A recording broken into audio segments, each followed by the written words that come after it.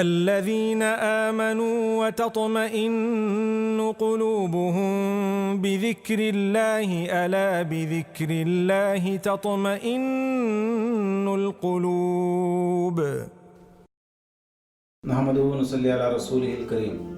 پیارے بھائیوں، حضرت یوسف علیہ السلام کا قصہ آپ کے سامنے پیش کیا جا رہا ہے۔ حضرت یوسف علیہ السلام عزیز مصر کے گھر میں تھے۔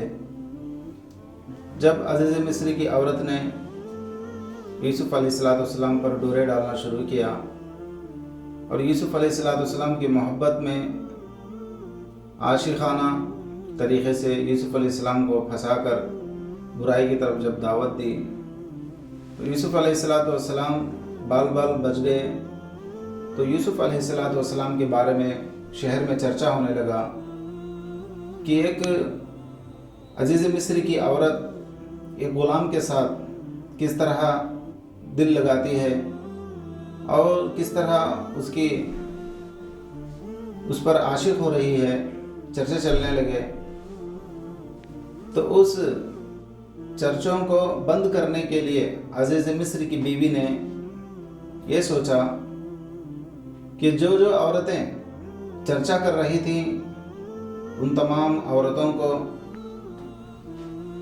عزیز مصر کی بیوی نے جمع کیا اور جمع کر کے ان عورتوں کے ہاتھوں کے اندر چاقو پکڑا دی اور پھر ان کو پھل دے دیے گئے، جنہیں حکم دیا گیا کہ ان کو دیکھتے ہی وہ پھل بھی تراشنا ہے اور ان کو دیکھنا بھی ہے۔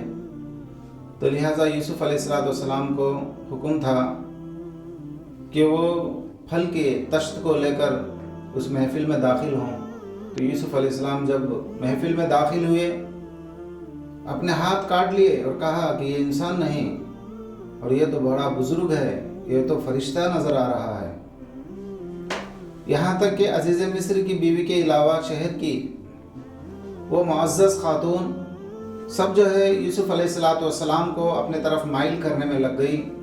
تو یوسف علیہ السلام مایوس ہو گئے اور اپنے آپ کو قید خانے کی طرف، جیل کی طرف جانے کو پسند فرمایا، ترجیح دی۔ اور یہاں تک کہ قرآن مجید کہتا ہے جس برائی کی طرف یہ لوگ مجھے بلاتے ہیں اس سے بہتر یہ ہے کہ میں جیل میں جاؤں۔ تو یوسف علیہ السلام جیل میں جانے کے لیے تیار ہو گئے۔ تو یوسف علیہ السلام کو جب جیل بھیجا گیا تو یوسف علیہ السلام سے مشورہ کیا گیا۔ تو یوسف علیہ السلام بڑی ندامت کے ساتھ عزیز مصر سے کہنے لگے میرے لیے دوسرا کوئی چارہ نہیں ہے اور یہاں رہ کر اس برائی میں پھنسنے کا پورا اندیشہ ہے۔ میں میرے رب سے یہی دعا کرتا ہوں کہ مجھے اس برائی سے بچنے کے لیے جیل جانا پڑے تو میں جیل کو جانے کے لیے تیار ہوں، کسی بھی طرح سے اس برائی سے مجھے بچنا ہے۔ تو لہٰذا اس برائی پر جیل کو آپ نے ترجیح دی، لہٰذا یوسف علیہ السلام کو جیل بھیجا گیا۔ اور یوسف علیہ السلام کے جیل کی زندگی تاریخ کی کتابوں سے معلوم ہوتا ہے تقریباً 12 سال تک یوسف علیہ السلام جیل میں رہے۔